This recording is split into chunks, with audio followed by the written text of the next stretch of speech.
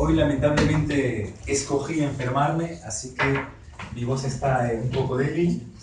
Voy a intentar hablar hasta que pueda sin micrófono y si es necesario pues tomaré el micrófono. Entonces hoy seguimos con la segunda clase sobre el existencialismo de Sartre. Les recuerdo rápidamente lo que habíamos visto el jueves pasado para que podamos avanzar. Jueves pasado habíamos hablado de fenomenología y habíamos intentado mostrar cómo la fenomenología se desarrolla en contra de la filosofía de las esencias entendidas como esencias ontológicas. La última vez alguien me preguntó a qué se le llama ontología. Es una pregunta extremadamente difícil, pero para decirlo así, rápido, es la rama de la filosofía que se dedica al ser en tanto ser. Es decir, las personas que hacen ontología normalmente se hacen casi una sola pregunta: ¿qué significa ser? Pase.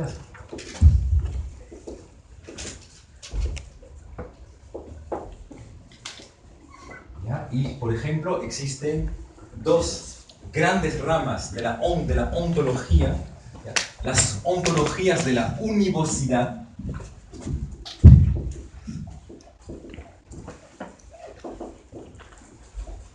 Las ontologías de la univocidad son las escuelas ontológicas que piensan que hay una sola forma de ser, que el verbo ser significa una sola cosa.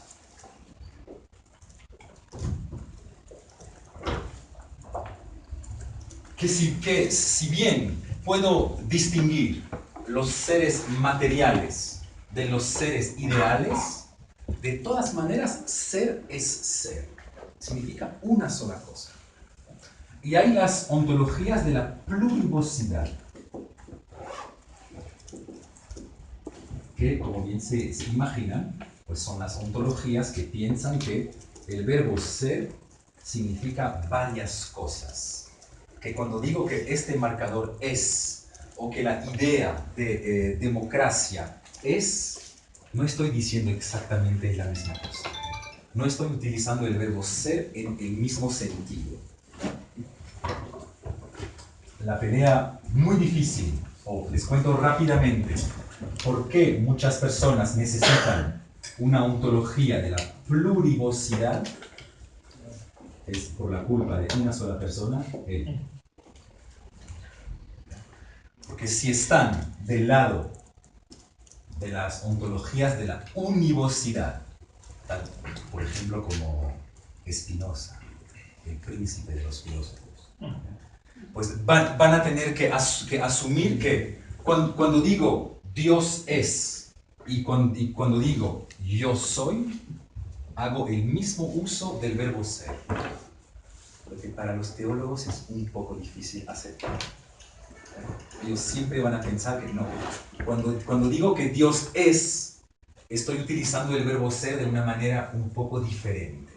Que entre el creador y la criatura no puede haber igualdad en términos de ser. Entonces, eso sería más o menos la ontología, que se pregunta, hay esta primera gran dificultad: el verbo ser se dice de una manera o se dice de diferentes maneras, y hay una segunda gran dificultad que consiste en saber si hay seres plurales.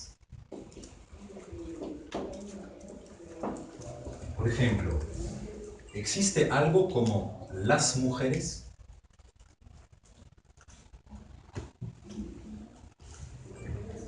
¿Alguien asumiría que existe, aunque no sepamos exactamente dónde, pero que existe una entidad que podríamos llamar las mujeres? Me imagino que muchos dirán no. ¿Asumirían que existe algo como los seres humanos o los hombres en el sentido genérico? de los hombres. Los y las. ¿Alguien asumiría que existen los hombres como entidad? Si contestan sí, la gente les va a ver un poquito como una persona reaccionaria. Ah, pero entonces tú quieres englobar todo, no aceptas la diversidad, no aceptas la multiplicidad de seres humanos, etcétera, etcétera. Pero el problema es que si contestan no, entonces van a decir, ¿y por qué diablos aceptan que existan derechos humanos si no existen los seres humanos? Si ven que alguien que piensa que hay un grupo que tiene derechos específicos, que son los derechos humanos, necesariamente su ontología debe pensar que existe algo que se llama los seres humanos. Entonces, como siempre en filosofía, ambas filosofías implican pagar un precio. En filosofía siempre hay un precio muy difícil que pagar. Ese es un debate muy importante hoy, sobre todo en feminismo, sobre el problema de precisamente las mujeres. ¿O existe algo en Ecuador como los indígenas? ¿Tiene sentido hablar de los indígenas en Ecuador? ¿O las personas que dicen eso no tienen ni la mínima idea de lo que están diciendo? No contestemos a esas preguntas extremadamente peligrosas. Pero esas son, digamos, las dos preguntas muy difíciles en ontología. Una sola forma de ser o varias formas de ser y solo pequeñas entidades que son, solo singularidades del ser o categorías del ser. O sea, aceptamos pluralidades del ser. Entonces, la última vez habíamos visto... ¿Por qué piensan que esta rama suele ser la rama más noble de la filosofía? ¿Se acuerdan que la última vez les conté que el tope del tope es de tener una cátedra de ontología? Pues obviamente es la rama más noble porque teóricamente de vuestra ontología surge todo el resto de la filosofía. Deberíamos poder decirle a alguien, dime cuál es tu ontología y yo te diré cuál es tu política, tu moral, tu estética, tu epistemología, etcétera, etcétera, etcétera. Es la ontología que determina absolutamente todo. Por ejemplo, en estética. ¿Ustedes piensan que existen obras de arte? O que solo existen miradas artísticas. ¿Quién hace la obra de arte? ¿El artista o el público?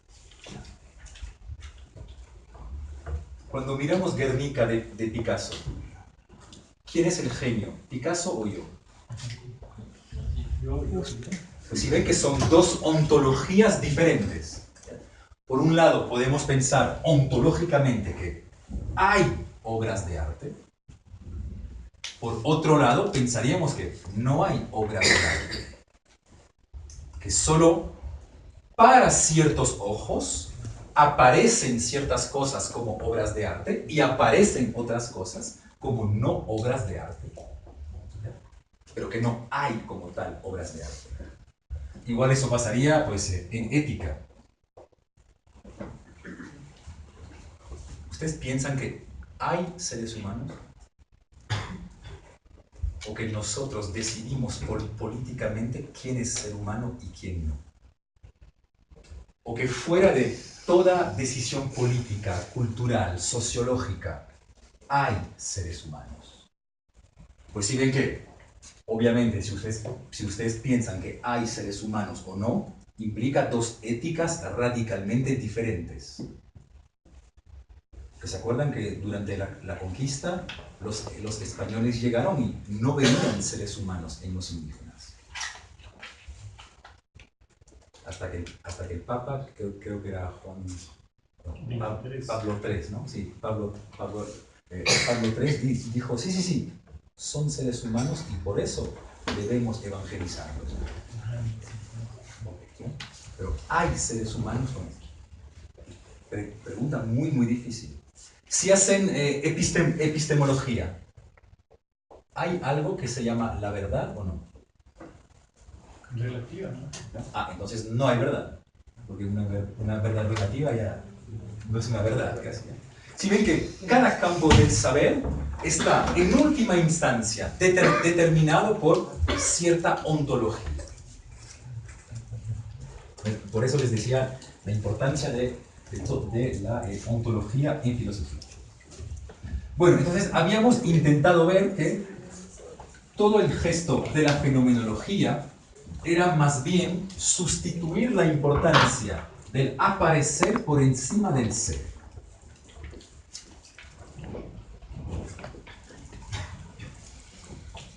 Al final, eso era un poquito el gesto fundamental de la fenomenología. Y habíamos visto que es porque tal vez el mundo del existir pueda ser superior al mundo de las esencias. No es obvio que haya un vínculo directo o que haya adecuación entre el aparecer y el ser. Tal vez el aparecer sea mucho más amplio que el ser. Por lo tanto, necesitábamos una disciplina que se ocupe del aparecer, pues que es precisamente la fenomenología, que reduce el ser a la suma de las manifestaciones.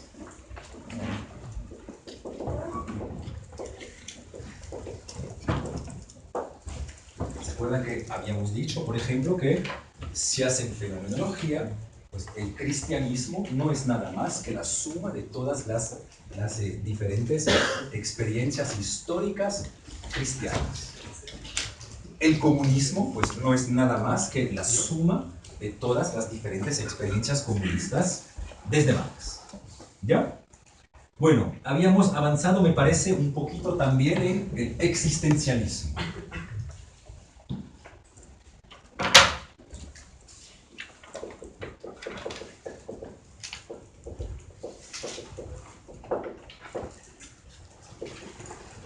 Y habíamos visto, creo, que el eslogan del existencialismo era la existencia precede la esencia. Por razones de normativas lógicas, para ir más rápido, esto significará existencia y esto significará esencia. Para no tener que escribir todo cada vez. Entonces, para el existencialismo, la existencia precede la esencia. Y me parece que ya habíamos comentado que ese no era el caso para absolutamente todo, sino que Sartre distinguía el mundo de los objetos, dentro de los cuales la esencia precede la existencia, de lo que él llama la realidad humana, dentro del cual la existencia precede la esencia. Creo que habíamos explicado eso, ¿no? No me acuerdo si sí, no habíamos explicado. Entonces, hoy podemos avanzar con ya las 4 categorías fundamentales del ser y la nada, que nos van a permitir avanzar mucho más en profundidad en Sartre.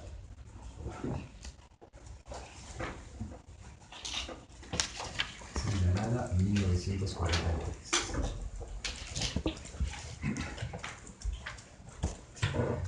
Sartre distingue en su ontología fenomenológica 4 categorías diferentes, o 4 campos que manifiestan cada uno 4 formas o 4 modalidades diferentes del ser.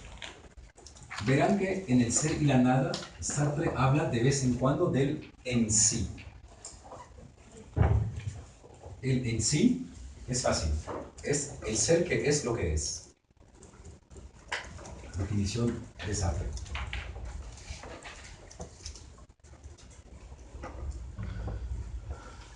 ¿Y qué es el ser que es lo que es? Es la suma de todos los seres que no tienen conciencia y que por lo tanto no tienen libertad. La mesa forma parte del en sí. El perro forma parte del en sí. Todas las cosas que no pueden cambiar lo que son. Simplemente son lo que son. Podríamos decir que es la totalidad del mundo de los objetos. Hay un segundo ser. Mejor avancemos directo sobre el otro. Hay una segunda categoría fundamental, puesto que está en el mismo título del libro, la nada. ¿Qué es la nada? Pues no es una buena pregunta. Si ven que ¿qué es la nada? Es una pregunta estúpida.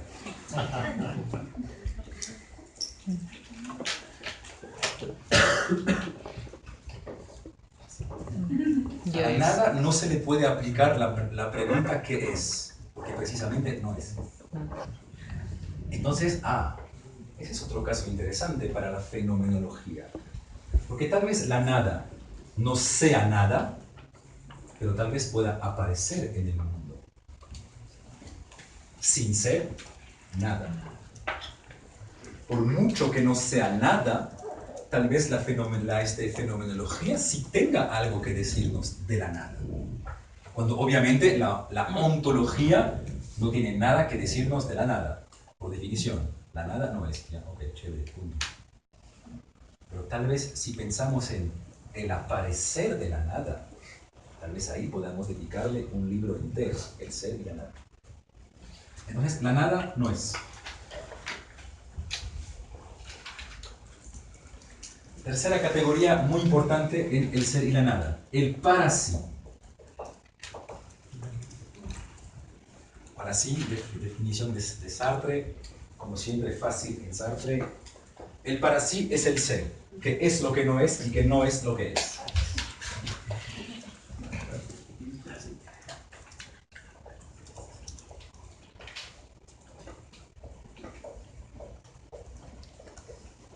¿Ya? Es el ser que no es lo que es y es lo que no es. Es decir, nosotros, o la realidad humana.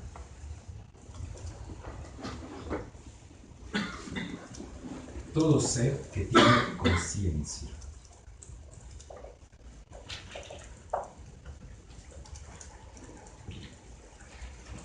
¿Y por qué este fenómeno de la conciencia surge de repente? El no es.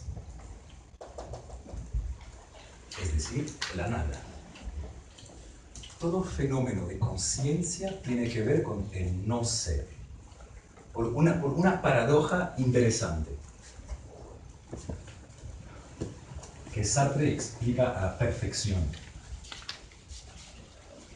y que por eso los filósofos positivistas nunca podrán entender nada a Sartre.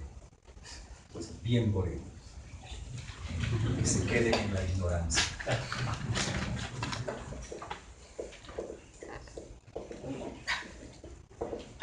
Tomar conciencia de algo es acercarse a este objeto o es más bien alejarse de él. Cuando yo tomo conciencia de algo,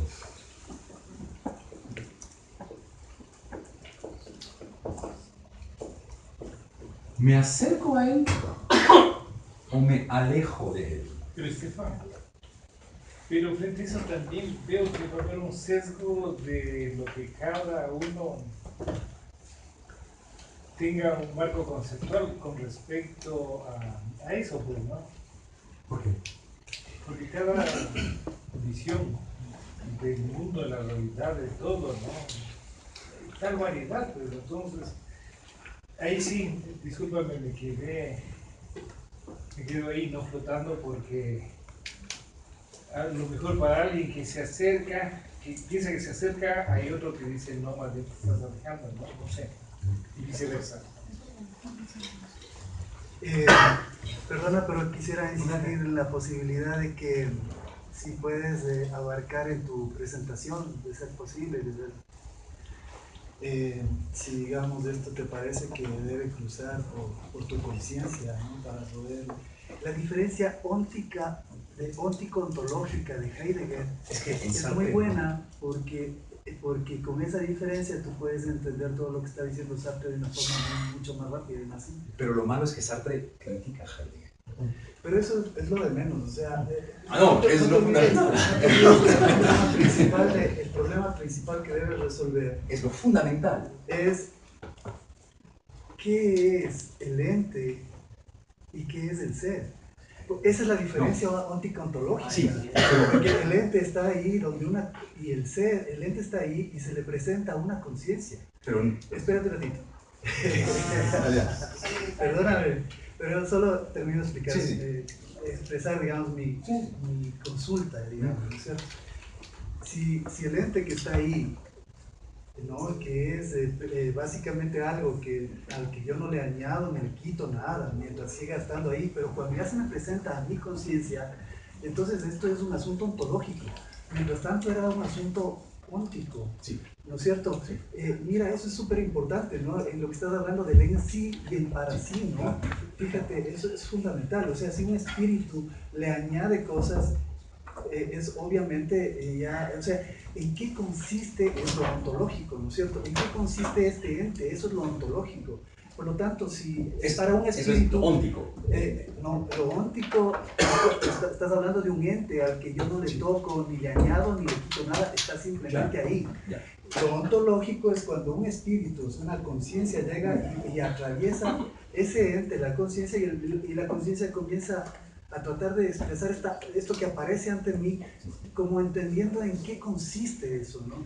Y fíjate, eso dice en El ser y la nada, dice Jean-Paul Sartre, y este es un asunto que toca, es la diferencia óntica-ontológica de Heidegger. Entonces, puede criticarle todo lo que quieras, pero esto es fundamental, porque ahora sí puedes comprender por qué hay unas miradas ónticas unívocas o equívocas, digamos, ¿no? Equívocas, que no sería lo contrario al unívoco, ¿qué tiene cada uno? Porque obviamente las cosas se le presentan a alguien, ¿no?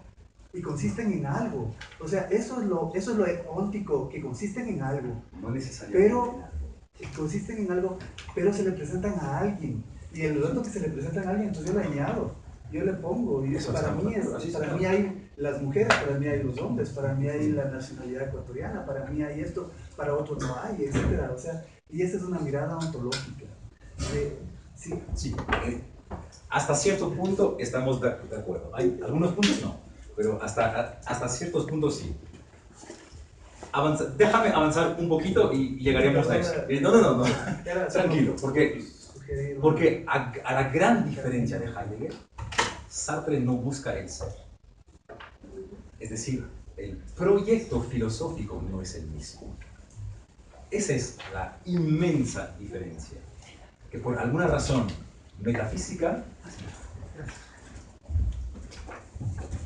Heidegger sigue prisionero de la ontoteología que él denuncia, porque él quiere buscar el ser.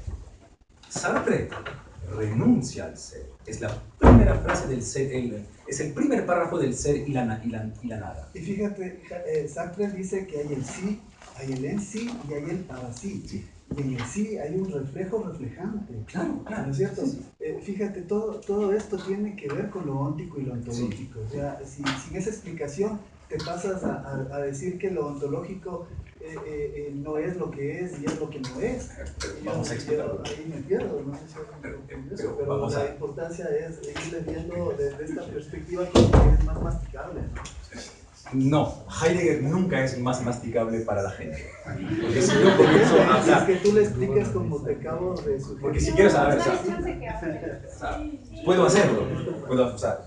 Si quieres algún día haremos una clase sobre Heidegger. Pero no estoy seguro que si le digo a la gente, lo fundamental es la diferencia entre el ser, el ente, lo óntico y lo ontológico, y que todo eso se pasa mediante la existencia de un ente específico que se llama Dasein, no sé si le aporto mucho a la gente. El design es del estar. Es decir, me da miedo que ahí me esté hablando un poquito solo.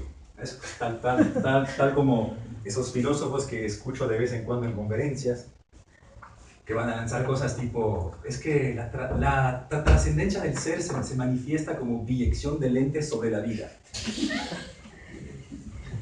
Pero yo sospecho que ni siquiera ellos mismos saben de qué están hablando realmente.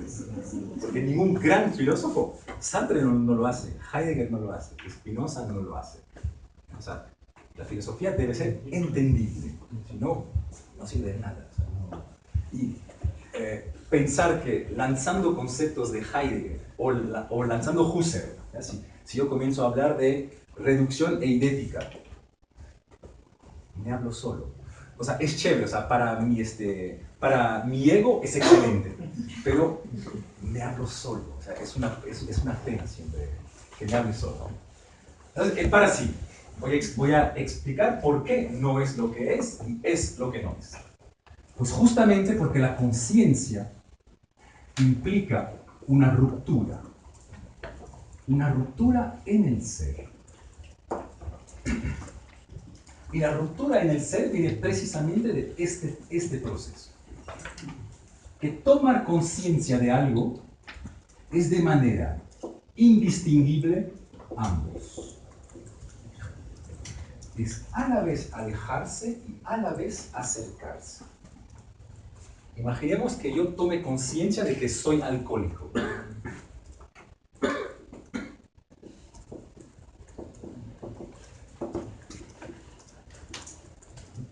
Si yo tomo conciencia de que soy alcohólico, de cierto punto de vista me acerco a mí, me conozco más, me descubro más.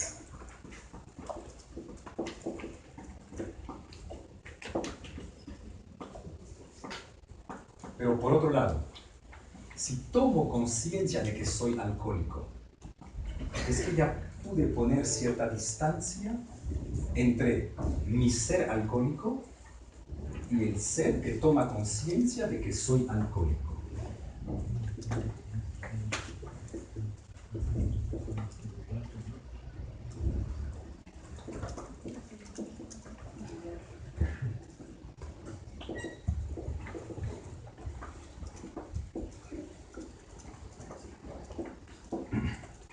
¿Ya? Es decir, que el mismo proceso de conciencia implica necesariamente una ruptura, una fractura entre quien toma conciencia y la persona de la cual estoy tomando conciencia.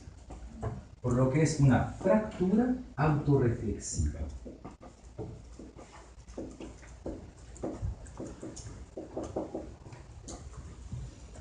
De cierta manera, cada vez que tomo conciencia que soy algo, es porque ya he dejado de serlo. Es porque ya pude alejarme un poquito de ese ser que yo pensaba ser. Porque ese es el gesto fundamental de la conciencia. No. Sí, claro. Y una otra inquietud. Sabes que, bueno, tú debes conocer mucho sobre la obra y el estilo de este dramaturgo alemán, Bertolt Brecht. Y él habla mucho en sus obras sobre esta cuestión del distanciamiento. Incluso hay un alemán, no me acuerdo en este momento, él habla, ¿no?, sobre ese distanciamiento que se toma como para objetivizar una situación determinada, y que ese es el sustento, ¿no?, del estilo de su dramaturgia. Como, no sé, veo una aproximación a esto. Exacto, ¿no? Hay una inmensa diferencia entre ambos. ¿Ya? Es que para Bertolt Brecht, lo que tú llamas distanciamiento es algo voluntario, es decir, es un esfuerzo que tiene que hacer o el autor o el público para tomar distancia. En cambio, esa distancia de la cual hablamos en Sartre es la misma estructura de la conciencia. No es que yo haga esfuerzo para distanciarme de mí mismo. Es que yo soy, desde el comienzo, una fractura. Porque no sería exactamente igual. Lo siento, yo no me contuve la pregunta, pero me sigue rondando. No me quiero adelantar un poco porque sé que también lo toca posterior dentro del libro, pero bueno. Pero ¿cuál es esta lectura que hace, no sé, en este caso de Freud, el inconsciente, por ejemplo? Porque claro, es el individuo, entonces hay una ruptura y hay esta lectura del mapa, el esquema del inconsciente. Entonces, ¿cómo se confronta esta teoría de la toma de conciencia con lo que diría, por ejemplo, la lectura freudiana? Habrá una clase específica sobre eso, ¿ya? Pero ya te adelanto algo. Sartre piensa que Freud logró avanzar sobre muchísimas cosas y sobre todo sobre un punto. El punto según el cual en cada acto de un ser humano está todo el ser humano. Así que estoy completamente en cada uno de mis actos. Ese es para Sartre el gran gesto de Freud. Pero hay una inmensa crítica a Freud, y por eso Sartre crea el psicoanálisis existencial. Es que la crítica que le va a hacer consiste en decir: Freud sigue pensando que el pasado puede ser una causa. ¿Sí? Sigue pensando la psicología o la mente humana según la etiología, es decir, la teoría de las causas. Piensa que algo en el pasado puede causar algo ahora mismo en el presente. Entonces, de cierta manera, Sartre le va a decir: lo que no entendió Freud es que es el futuro que determina el presente, no es el pasado que determina el presente. Eso vamos a topar algo de eso hoy. Algo así como, se podría decirse que en esto que aludes tú como la ruptura en el ser, estás aludiendo algo así como la imposibilidad de conocer el ser, sino es en esa simultaneidad de acercamiento y alejamiento que tiene la conciencia. ¿Estamos de acuerdo? Lo que yo sí puedo no es conocer quién soy, es conocer quién fui. Es decir, el yo que yo objetivizo este. Lo malo es que cuando yo lo objetivizo es que yo ya avancé, yo ya me separé un poquito de él. Por lo que puedo conocer este, pero nunca puedo conocer este, porque este es el que conoce. Para los amantes de los conceptos, el sujeto trascendental nunca se puede conocer, solo se conoce el yo empírico. Entonces, a partir del momento en el cual entendemos que toda toma de conciencia es a la vez un acercamiento, pero también una toma de distancia, pues se puede aclarar esta frase, según la cual el para sí nunca es lo que es, porque siempre está un paso adelante de lo que es. Cuando tomo conciencia de lo que yo soy, es que ya dejé de serlo, ya me adelanté. Regresaremos sobre eso muchas veces, ¿no? Porque es la categoría clave. Pero tomar conciencia de lo que era es lo que me define como ser. ¿Es como? O sea, si decimos que el ser no es lo que es porque está tomando conciencia de algo que ya no era. Sí. Pero, ¿acaso podemos decir que el ser humano es simplemente tomar conciencia de lo que es? Como que definir el ser humano por... Ah, sí, ya. Eso se acuerdan que lo habíamos dicho la última vez. Se podría decir, por ejemplo, pero sería un puro juego de palabras, que consistiría en decir: la esencia del ser humano es el no tener esencia. Ok, pero en realidad, si somos metafísicos, una esencia que no es lo que es, no se le puede llamar esencia. Salvo que hayamos ya aceptado romper completamente con casi todas las definiciones de la esencia en la historia de la filosofía. Por lo que sí se podría hacer este juego de palabras. La esencia del ser humano es que no tiene esencia. Pero igual implicaría de todas maneras abandonar el concepto de esencia. La última cosa. ¿Qué pasa si en el caso en donde uno toma conciencia de lo que es, pero no deja de ser? O sea, ya en el caso bien, el ejemplo bien cotidiano de soy consciente que soy alcohólico, pero sigo siendo alcohólico. No, ya no lo eres. Ahora decides serlo, porque sabes que lo eres. Ahí. No está mal, o sea, no está mal, pero hay que saber, ya, pero hay que saber. Hay una última categoría importante, de la cual nos hablará Andrés en una exposición. Es el ser para el otro.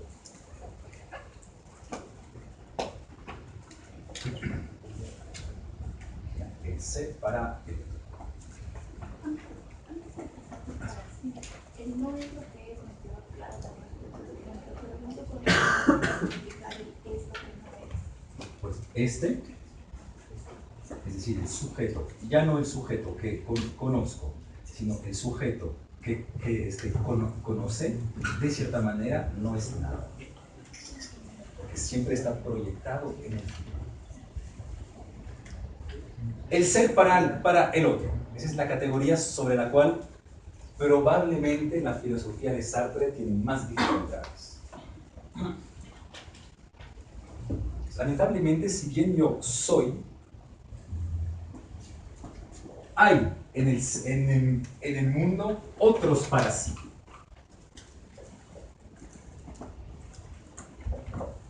Hay otros para sí en el mundo. Y esos otros para sí, pues yo formo parte de sus mundos.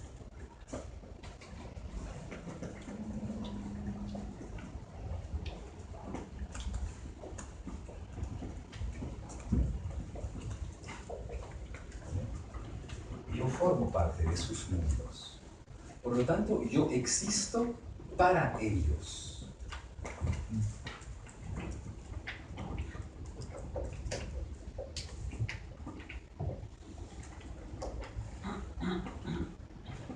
¿Y según qué modalidad existo yo para ellos?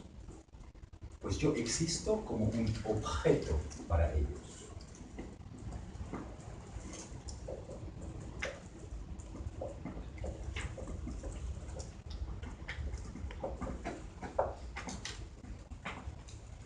Entonces, paradójicamente, hay un momento en el cual yo soy algo. Es para las otras personas. Para los otros, yo soy algo.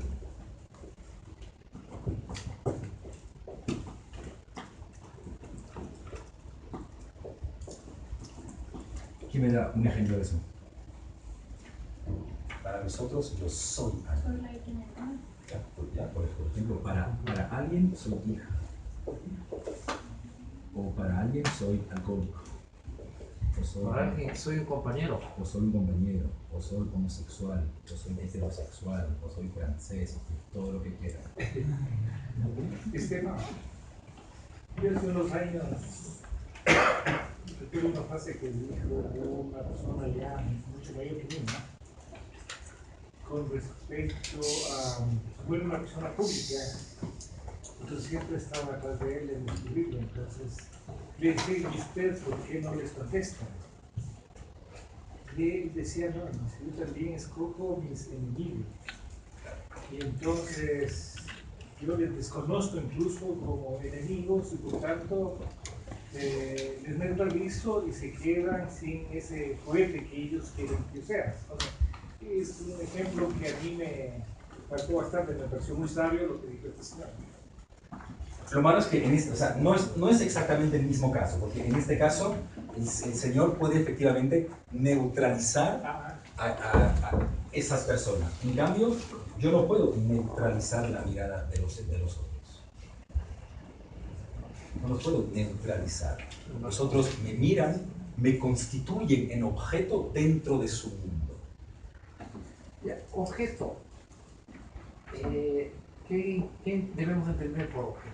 Objeto es decir, el ser que no puede cambiar lo que es. Es decir, en una especie de en sí.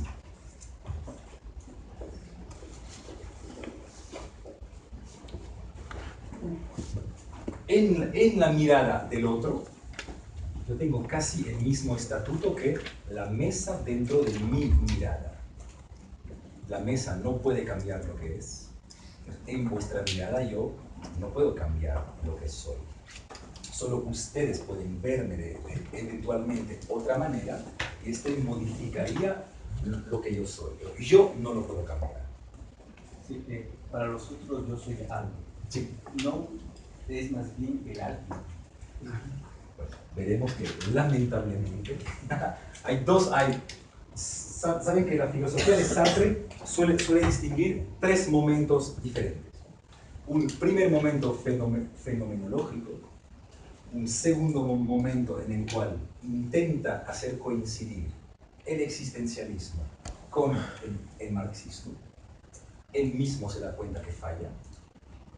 Y hay algunos años, al final de su vida, en el cual estuvo muy cerca de uno de los estudiantes más famosos de Emmanuel Levinas. Este estudiante famoso se llamaba Benny Levy.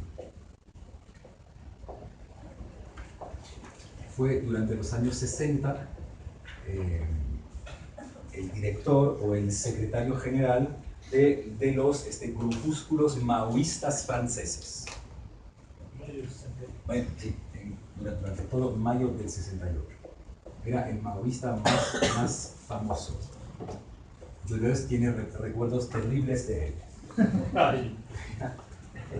Y después de mayo del 68, se acercó mucho al judaísmo, hasta el punto en el cual se fue a dar clases en una escuela, se dice Torah, en una escuela Torah en Israel. Y él fue el secretario general de Sartre durante todos los últimos años de la vida de Sartre. Y mucha gente piensa que intentó jalar Sartre hacia la filosofía de Emmanuel Levinas, que es la famosa filosofía de la mirada, del rostro, del alguien, etcétera, etcétera. Pero como mínimo en el ser y la nada, veremos que hay un inmenso problema con la categoría de alguien. Porque alguien, para Sartre, veremos que siempre es algo. Por eso veremos que Sartre tiene una dificultad fundamental para pensar el amor. Ese algo no es como un objeto. Ese algo es casi como un objeto. Es casi un objeto. Veremos frases terribles de Sartre en la cual él dice: en una relación amorosa, uno siempre es el objeto de los demás. O bien eres mi objeto, o bien soy tu objeto. Pero Sartre siempre tuvo dificultad, por razones que explicaremos, en pensar cómo se pueden encontrar dos sujetos. Por eso, su vida sentimental está en adecuación perfecta con su fenomenología. En mi vida encontré objetos. Me acosté con objetos. No juzgo, simplemente está en esta adecuación. Pero, Estefan, también hay una frase que era muy interesante, que él diferenciaba entre la fidelidad y la lealtad, porque como tú dices, por esa diferenciación que hacía del sujeto en la relación afectiva, ¿no? Entonces, según él, especialmente con su compañera de toda la vida, decía, nosotros, el hecho de tener conocer otras personas, tener otras relaciones, para él eso podría ser infidelidad, pero no tenía el mismo peso de la lealtad. Y ahí sí es otra de las cosas que me dejó a mí. Eso es lo que pensaba él. Ajá. Sabemos hoy que no es exactamente lo que pensaba ella. Si ustedes quieren tener múltiples relaciones sexuales, intenten convencerle a su pareja que lo más importante no es el cuerpo, son los sentimientos. Por lo tanto, yo puedo serte fiel en la cama de otra persona. Ay,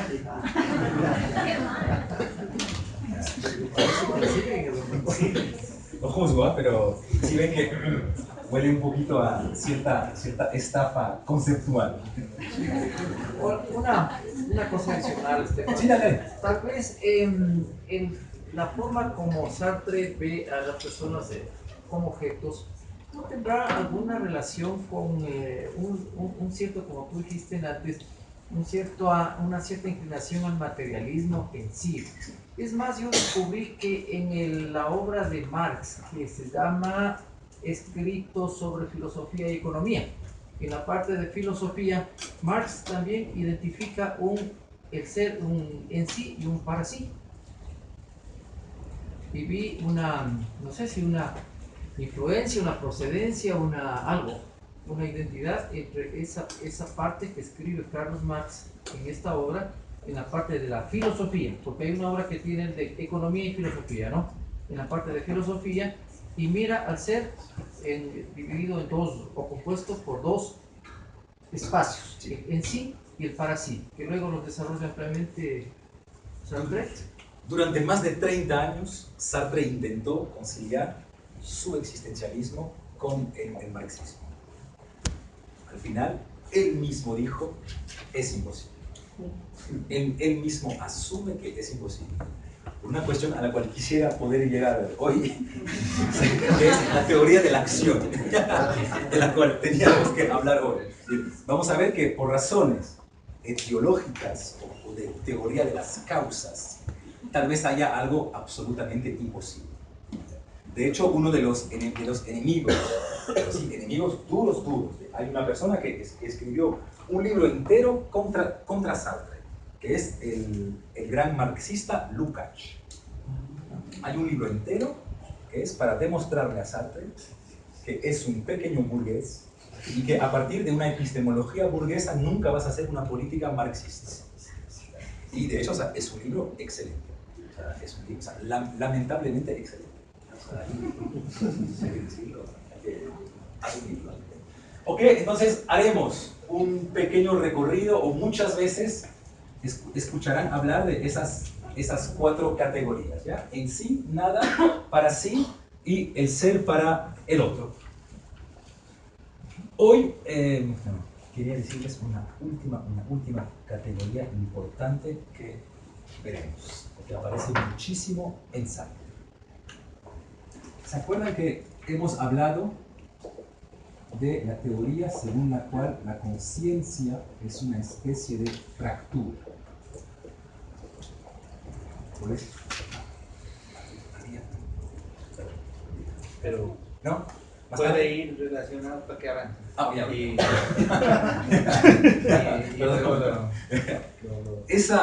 esa fractura de la conciencia, verán en un texto que Sartre la llama presencia a sí mismo.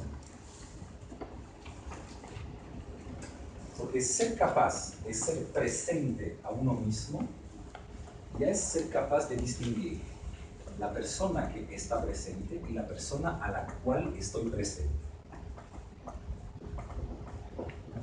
Sujeto trascendental y yo empírico.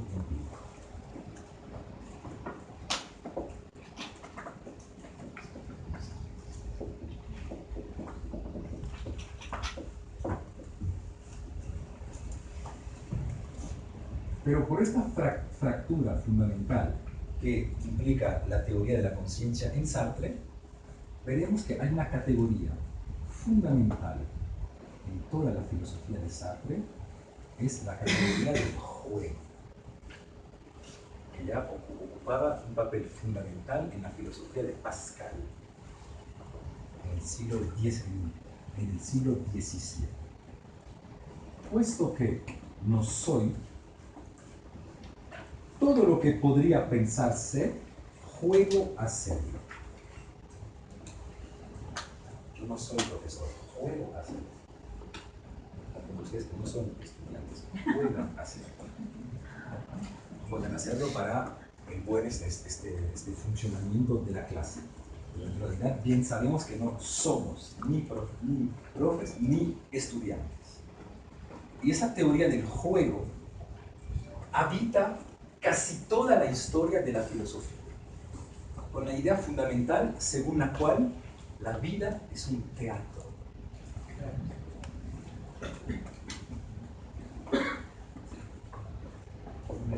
pero se decimos. Exacto. La coqueta que también. Sí. Esa vida según la cual la vida es un teatro, la encontramos ya en un libro que deberían absolutamente leer, un libro cortito que se llama El Manual de Epicteto. Es un libro muy corto, absolutamente excelente. Autoría de Epicteto. Pero, ¿sabes que con ese argumento había, bueno, todavía vive un político que menciona el nombre, aquí en Ecuador, que siempre que criticaba a la gente, entonces vea, dice, tal grupo social le dice esta cosa a los otros jugadores. Bueno, dice, pero usted distingue a quién se refiere, si a mi persona o al personaje que yo represento, ¿no? Pero era una manera bien cínica que él tenía para salir el paso de eso. Es que no sé si es cínica o si es realista. ¿Se acuerdan que Epicteto dice, toda nuestra vida es un inmenso teatro? Y es un teatro del cual nosotros no hemos escogido el guión. Sí, hay obviamente para él Dios que escogió nuestro guión. Y dice, todo lo importante en la vida es actuar bien su guión. Si Dios decidió que yo sea médico, pues debo ser un buen médico. Pero claro, si Dios decidió que yo debo ser esclavo, debo escoger un buen maestro para poder ser un buen esclavo de ese maestro. Porque la idea del teatro es muy antigua. Cuando aparece esa idea en Sartre, obviamente, ahí no podemos imaginar que el guión lo ha redactado Dios. Porque en Sartre no hay Dios. Eso es una hipótesis inútil. Por lo tanto, la vida es un teatro del cual yo escribo el guión a cada rato. Porque no hay guión preescrito.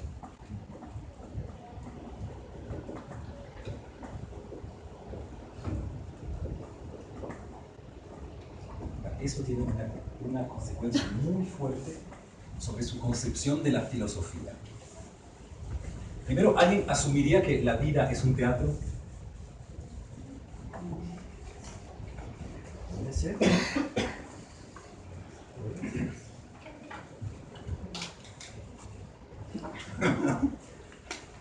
O sea, porque es un teatro, pero con esta característica que nunca podemos bajar del escenario. Porque es un teatro un poco especial, ¿no? Porque los actores de vez en cuando descansan. En la vida nunca se descansa. Porque el existencialismo pretende jugar también, ¿no? Pero siempre fugas en la vida. Salvo, claro, salvo el suicidio. Y cuando te fugas a un satélite, como decía Ortega y Gasset, mucho antes de Sartre. Pero sigues igual, para bien o para mal, viviendo. ¿Por qué les digo que el teatro tiene una implicación fuerte en filosofía? Porque se suele pensar, o sea, estoy casi seguro que todos aceptarían que de vez en cuando actúo. Por ejemplo, cuando le hablo al rector de mi universidad, quisiera decirle ciertas cosas, no se las digo. Entonces, todos como mínimo estaríamos de acuerdo para decir que hay cierto juego social y que nosotros pues, de vez en cuando actuamos. Pero si ven que esa concepción del actuar siempre implica que hay un yo íntimo o hay un yo auténtico que de vez en cuando juega.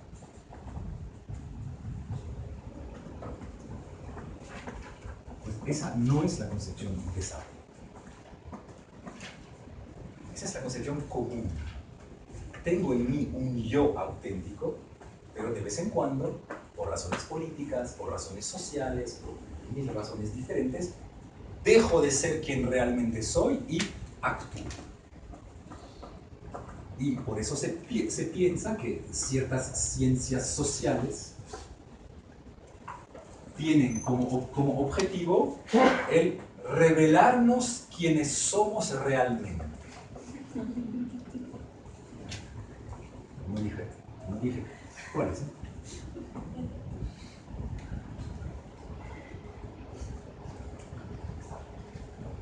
Tal es como si yo tuviera una máscara y que esta noche llego a mi casa, me saco la máscara y por fin soy el verdadero Esteban. Mucha gente piensa de esa manera.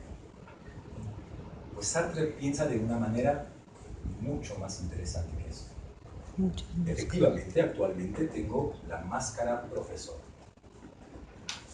Y en 25 minutos llegaré a mi casa y me sacaré la máscara profesor. Pero debajo de la máscara profesor estará la máscara esposo.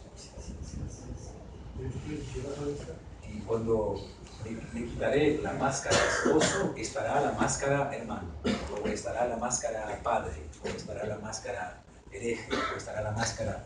Podemos imaginar 1000 máscaras, pero detrás de la máscara, ¿qué hay? Otra máscara. Porque nunca puedo coincidir con lo que realmente soy, porque la misma estructura de la conciencia lo impide. Por lo tanto, solo hay más máscaras. Si ven que ya no es esta concepción común. Esa es la concepción de la cual casi siempre soñó la filosofía. Y de hecho, mucha gente sueña con eso. Sé quién realmente eres. No sé quién no lo sé.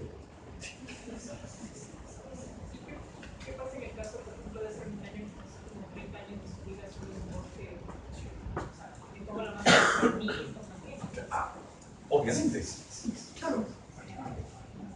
Yo ahora mismo pienso que juego a ser profesor y que además lo decidí. Lo importante es no creérselo. Eso es importante. La salud psicológica. Sí, ve que eso también sirve para pensar cosas muy duras, sobre las cuales no quiero lanzar debates. Bien, si eso es válido para absolutamente todo, pero entonces ser mujer es una máscara.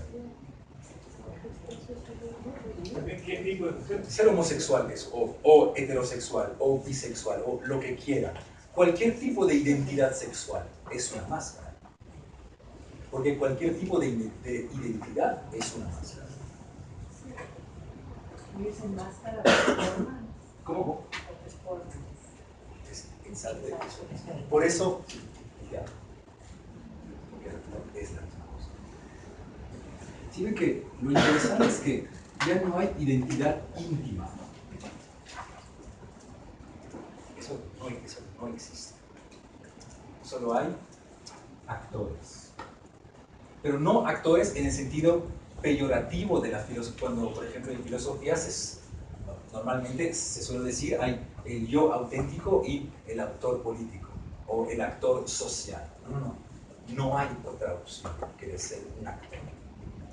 En un estado de introspección y en cambio tratan exactamente lo mismo. Porque cualquier tipo de introspección que tú puedas llegar a hacerte, la persona que vas a conocer será diferente de la persona que conoce esta persona. Por lo tanto, se mantiene esa fractura. Conocerse a sí mismo es una estafa. Que a mí me alegra.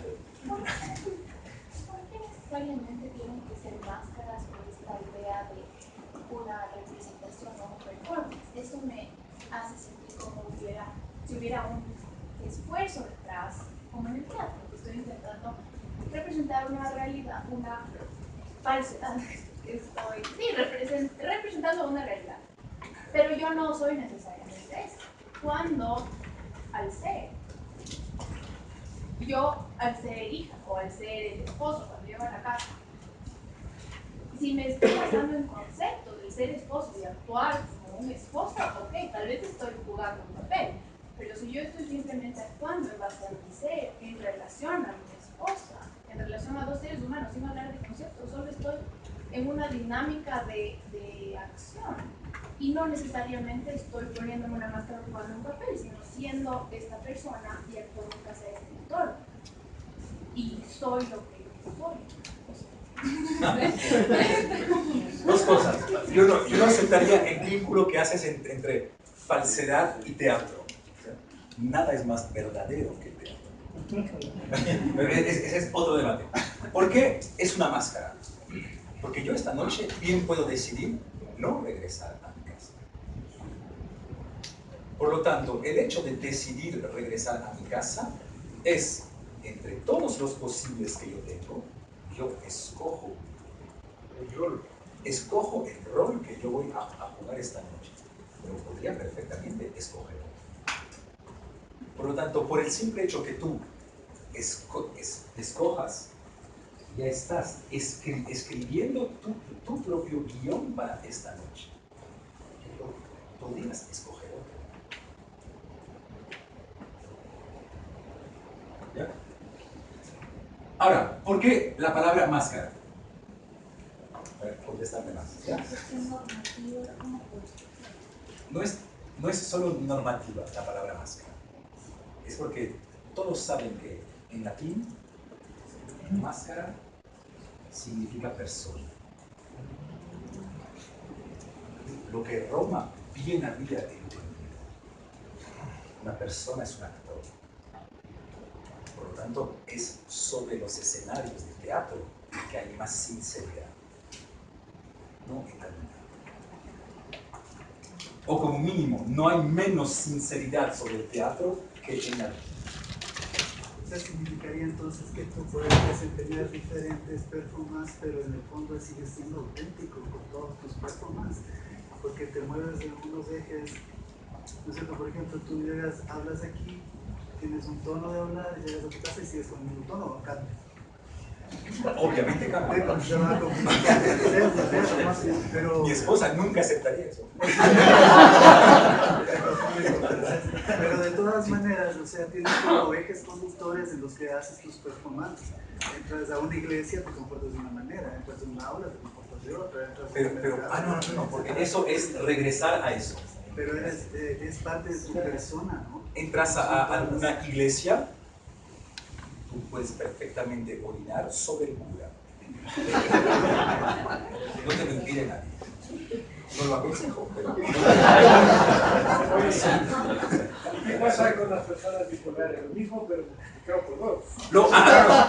Ahí, obviamente, Sartre solo habla de personas conscientes, de pleno o de estado mínimo de conciencia. No trata el problema de la locura.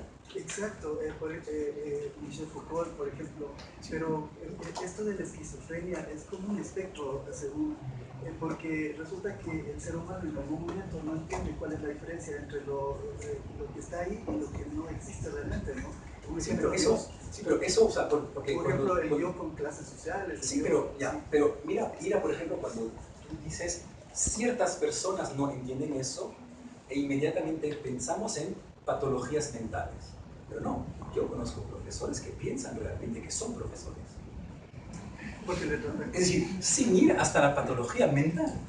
O tal vez sea una patología mental. Pero como mínimo hay personas que realmente piensan que son algo. Y es la inmensa mayoría de personas. Por ejemplo, una persona hablando en la calle solo y otra persona orando en el templo, arrodillado, llorando, ¿no? Entonces tú encuentras ahí y dices cuál es de los dos es patológico, y ahí vendría Michel Foucault y te dice, bueno, depende de a quién le sirve esa patología. El patológico sería quien realmente se lo cree. Él es el patológico.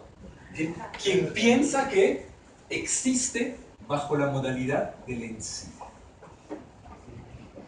Claro, un ejemplo fácil tal vez es la monarquía, se crean reyes. ¿Por qué un rey funciona? Porque la gente cree que el rey es rey. Igual como la presidencia. Si supiéramos que es... igual como presidente, igual con la misma condición. Me parece que, digamos, hay una obsesión en relación a la utilización del término como de ese profundo auténtico que sería por fuera de las máscaras, porque me parece, de acuerdo a lo que te sigo, lo que vas diciendo, que sigues desarrollando la idea, es de que precisamente ese auténtico no hay, sino es en las versiones que se va jugando en las diferentes máscaras, por un lado. Pero por otro lado, creo que estas cuestiones, terminología, patología mental, puede ser matizada y abordada desde la misma lógica, en la medida en que lo que tú estás tal vez señalando como ese creerse ser, pero radical, es lo que arma la condición, por ejemplo, del delirio, que no necesariamente puede ser entendida o debe ser entendida como psicopatológicos, sino como una condición en la que algo crece. No, solo avanzo algo. Sí, avanza. Voy, pero avanzo algo. Hay otro momento en el cual tal vez encontremos cierto momento de identidad. Hay un momento de la identidad en el cual ya la identidad deja de ser un juego o deja de ser un actuar. Es precisamente en el momento de la muerte.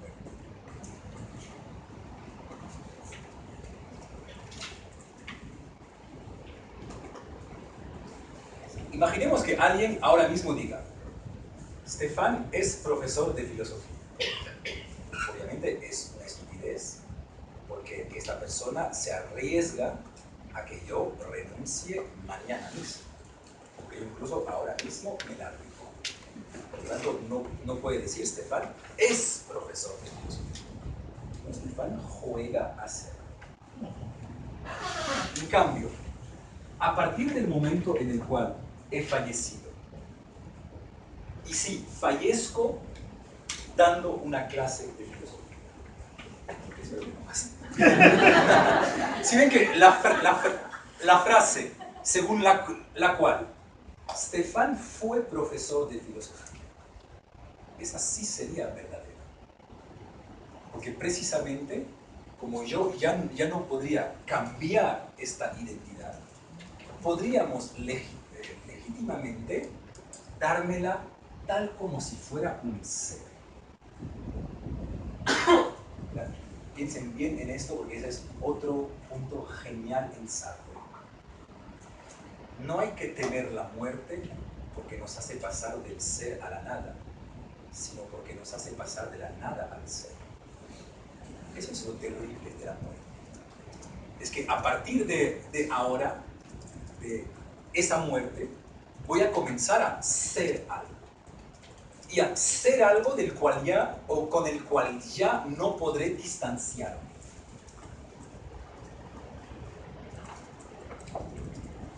Por lo que la muerte es el momento en el cual pasamos al ser.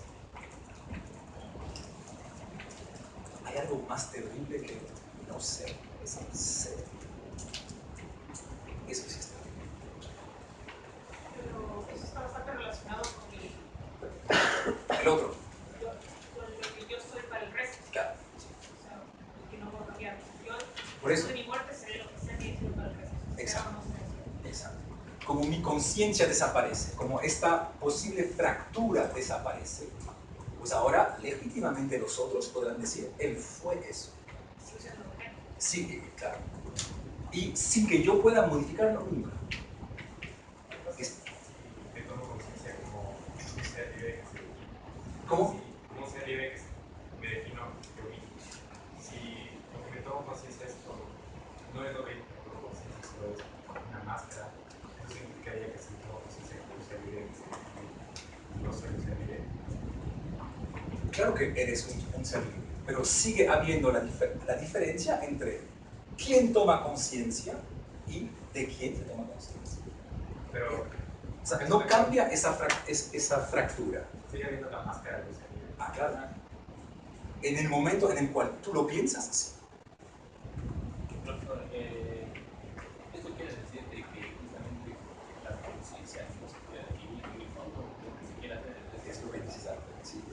La conciencia nunca puede ser una cosa.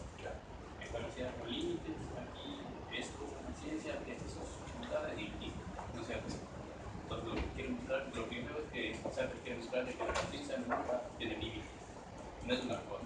Y otra cosa que más o menos veo es que la conciencia en este caso resiste a todo, ¿sí? Resiste a todo, es como más o menos el descarte, que finalmente el ego opósito es libre de todos los límites que puede tener la realidad, las otras realidades humanas, Dios y todo eso. Finalmente la conciencia es libertad, o sea, nada le condiciona a la conciencia. Es exactamente el texto de Sartre. Es decir, efectivamente, esta conciencia no tiene límite por la simple razón que, aunque exista un límite, solo será un límite para esta conciencia. Puesto que todo lo que es para, o todo lo que existe para una conciencia, efectivamente tú puedes significar, resignificar, re-resignificar de manera casi por ahí, bueno, pregunta anterior, era en relación a, hiciste una alusión como a la forma psicológica de asimilar la conciencia. Entonces la pregunta era en relación al punto 4, al término de 4, ser para el otro. Entonces la pregunta era si ese otro es un otro que tiene conciencia, entonces yo soy objeto para esa conciencia. Si es que la forma en la que se aproxima al tema de la conciencia es como conciencias y mundos que cada una de esas conciencias produce, vive, existe, la lógica que te voy siguiendo, o si es que hay como pensar una conciencia, llamémosla así, como genérica, o una conciencia como posibilidad más allá del aparecimiento psicológico en cada uno, o si es que es simplemente una conciencia individual, llamémoslo así. Es una conciencia individual. Eso es precisamente lo que los marxistas reprochan. Son conciencias individuales porque veremos que cada uno significa su mundo. De ahí la dificultad de que se puedan cruzar mundos. Toda la dificultad de la ética en Sartre, que es tal vez el punto sobre el cual Sartre fracase, tal vez sea la ética. Justamente por eso, porque cómo se tocan dos libertades. Es un misterio. ¿La conciencia siempre está apareciendo? No, la conciencia es... No, perdón, no es. La conciencia es la cosa, no la cosa, es el proceso al cual las cosas aparecen. Pero la conciencia como tal no aparece. Son las cosas que aparecen. En este caso, la conciencia aparece dentro de un lenguaje, y el lenguaje es una construcción social. Y en ese sentido, por ejemplo, la diferencia entre el y el para sí, entre ser y estar, no es común en todas las culturas y en todos los lenguajes, que no necesariamente así es. Sartre, es que no me dejan avanzar. Hay toda una parte, porque obviamente, a ver, solo digo una cosa. Toda esta teoría de la libertad, Sartre no es una persona loca. Bien sabe que yo nazco en una familia, en un momento histórico, con cierta carga genética, con un lenguaje, con un montón de cosas que eventualmente podrían determinarme y por lo tanto eliminar la libertad. Pues no. Hay un capítulo entero del Ser y la Nada, en el cual Sartre refuta cada una de esas cosas. ¿El lenguaje puede eventualmente determinarme o no? ¿Mi familia puede? No. ¿El hecho que yo sea mortal limita mi libertad? No, tampoco. Hay un capítulo entero en el cual Sartre contesta a eso. Y en la conciencia, ¿dónde quedan los remordimientos? Eso tú ya entiendes conciencia como conciencia moral. Eso es otro concepto. No sé cómo esa fractura la fractura vendría a ser, no sé, desde mi punto de vista, son los remordimientos quizás que viene a fracturar. No, para Sartre, o sea, la fractura no es un problema de bien y mal, no, es la estructura de la conciencia. Puesto que toda conciencia es conciencia de algo, debemos necesariamente distinguir la conciencia del algo del cual es consciente. Y cuando eso se aplica a mí mismo, pues obviamente debemos fracturar el sujeto. El sujeto que toma conciencia de él, del sujeto del cual estamos tomando conciencia. Son la misma persona, pero no son la misma persona. Puedes tener conciencia de algo. Cuando tienes conciencia de la conciencia, tienes un límite. Tienes conciencia de que tienes conciencia de algo. Esa podría ser la conciencia moral y podría significar un límite a tu libertad. No es la conciencia moral en Sartre, es la conciencia reflexiva. Vemos que hay una conciencia pre-reflexiva y una conciencia reflexiva.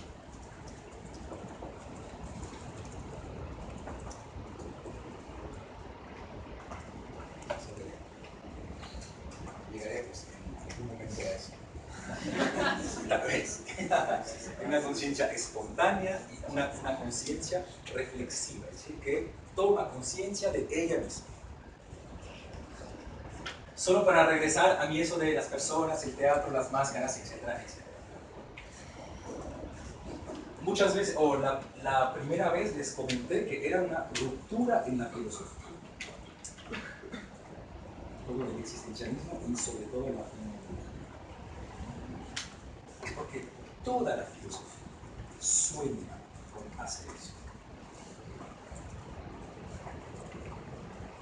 Platón sueña con despojarnos del aparecer para poder llegar por fin a lo que somos realmente. Quitar el aparecer para por fin llegar al ser. Eso lo encontramos en Platón. Pero también es el proyecto explícito de la filosofía de Descartes, Meditación 2. Descartes tiene una frase magnífica que les invito a meditar. Descartes dice: el papel del filósofo es levantar los velos que nos ocultan la realidad para verla por fin desnuda. Efectivamente, el lenguaje que oculta lo que es realmente la realidad.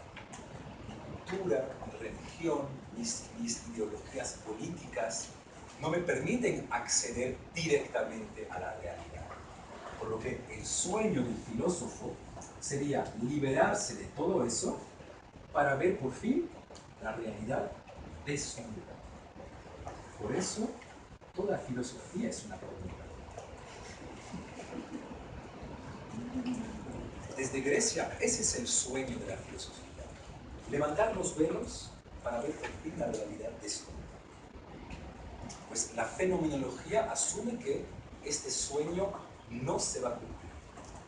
Porque detrás del velo habrá otro velo. Pero siempre veo esa carga moral, así como la referencia al tirano, se carga de tanto código moral, de tanto prejuicio, ¿no?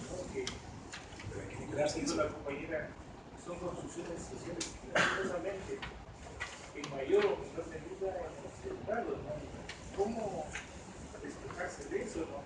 Claro que frente a eso, bueno, tú conoces mejor que nadie, hay también esta corriente de reconstructivismo, ¿no?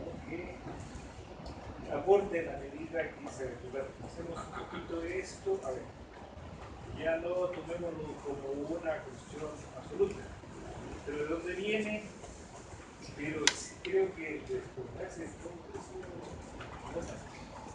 Pero la carga moral de la cual tú hablas es la carga de esto.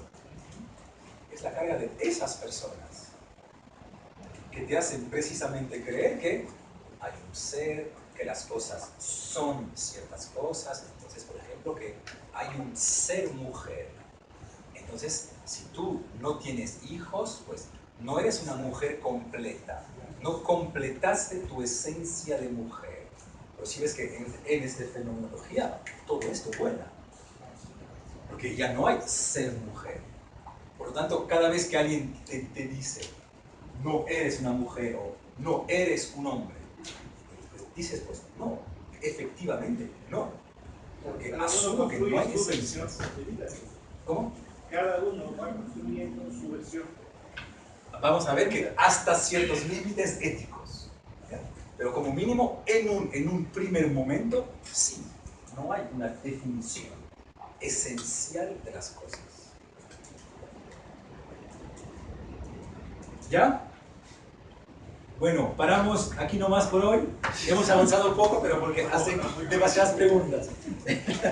Nos vemos en el próximo jueves.